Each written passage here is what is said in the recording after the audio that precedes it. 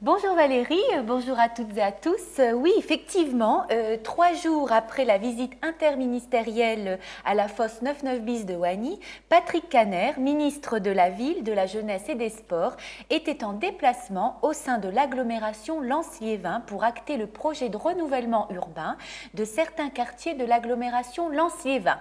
Un reportage signé Nathalie Duez et Anthony Vermus. Voilà, parfait. Ouais. Super. Renouveler l'habitat, améliorer l'attractivité des quartiers, développer la mixité sociale, tels sont les objectifs du projet de renouvellement urbain. Ont été retenus par l'État et l'ANRU, l'Agence nationale de renouvellement urbain, les quartiers République et Cité du 4 d'Avion, Vannes-Bise de Liévin et Cité du 12-14 de Lens. Ce sont les quartiers qui sont considérés par l'État, par l'Agence nationale de rénovation urbaine, comme les quartiers les plus en difficulté sur le plan social, sur le plan économique, mais aussi sur le plan urbanistique. Des quartiers qui peuvent avoir un habitat dégradé, comme on le voit ici malheureusement sur 12-14. C'est des quartiers qui auraient dû peut-être faire l'objet de travaux plus tôt. Mais en tout cas, nous allons intervenir maintenant. Donc on ne peut pas tout faire. Il faut donc choisir, et choisir c'est souvent renoncer, ce qui n'enlève rien aux autres priorités des autres territoires. Et c'est pour ça d'ailleurs que dans le cadre du projet de renouvellement pour l'ensemble du bassin minier, cet espoir nouveau qui a été donné par Bernard Cazeneuve il y a maintenant 3 jours exactement, eh bien, nous allons avoir une enveloppe supplémentaire, un fonds exceptionnel pour élargir l'intervention qui a été la nôtre au travers de l'ANRU. Donc l'État aux côtés du bassin minier. Patrick Kanner, ministre de la Ville, a visité le restaurant d'insertion de l'association El Fouad avant de se rendre au quartier Vannes-Bise où il a posé la première pierre de la future maison des projets.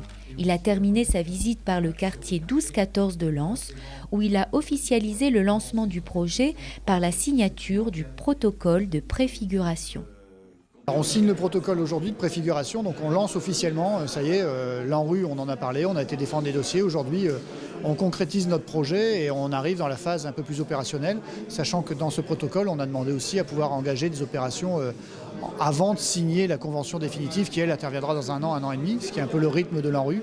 Donc on engage là les premières opérations et concrètement, l'ANRU du 12-14 devient une réalité. Ces projets proposés dans les 3 quartiers auront vocation à s'étendre sur l'ensemble de l'agglomération Lens-Liévin et du bassin minier.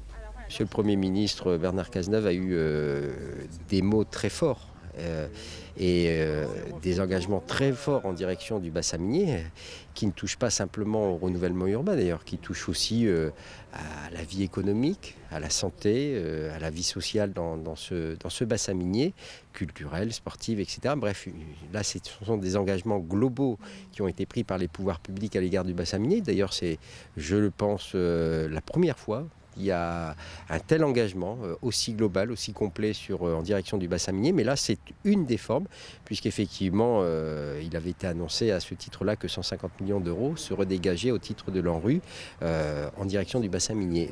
L'État tient son engagement en mettant les moyens sur le territoire. Mais le travail est encore colossal et les habitants de ces quartiers devront être patients avant de voir les premières rénovations.